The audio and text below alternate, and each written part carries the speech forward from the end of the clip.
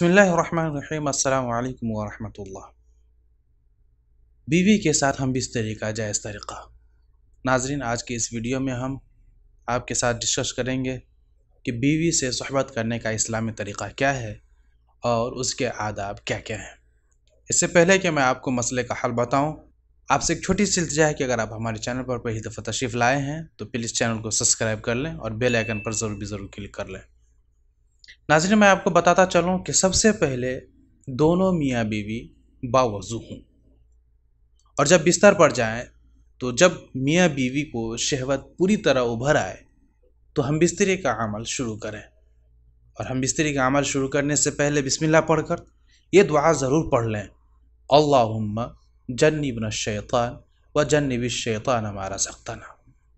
नाज़रीन, शरीअत एतबार से बीवी से जिस तरह चाहें सोहबत कर सकते हैं, खड़े होकर, बैठकर, लेटकर, आगे की तरफ से, पीछे की तरफ से, अगली शर्मगाह में, मर्द ऊपर हो और औरत नीचे या उसके बरअक्स, सब तरह बीवी से सोहबत करना जायज़ और दुरुस्त है।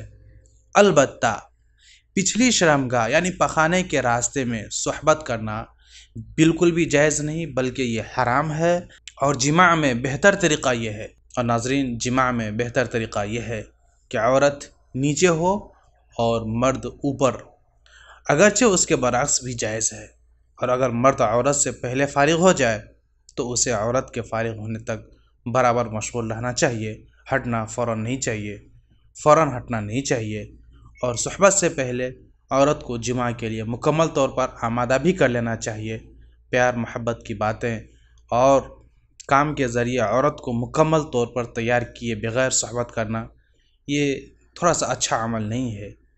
इसलिए बेहतर है कि सोहबत से पहले जब दोनों मियाँ बीवी को शहवत पूरी तरह उभर आए तो फिर सोहबत का अमल शुरू करना चाहिए। और सोहबत के बाद दोनों को पेशाब भी कर लेना चाहिए, ताकि अगर मनी का कोई क़तरा सुराख में रह गया हो तो वो खारिज हो जाए। उम्मीद है कि मसला आपको समझ में आ गया होगा। अगर वीडियो पसंद आए तो लाइक ज़रूर कर दें। नाज़रीन, आज के लिए इतना ही, मिलते हैं फिर किसी नई वीडियो के साथ। तब तक अपना बहुत सारा ख्याल रखिएगा। फ़ी अमानिल्लाह।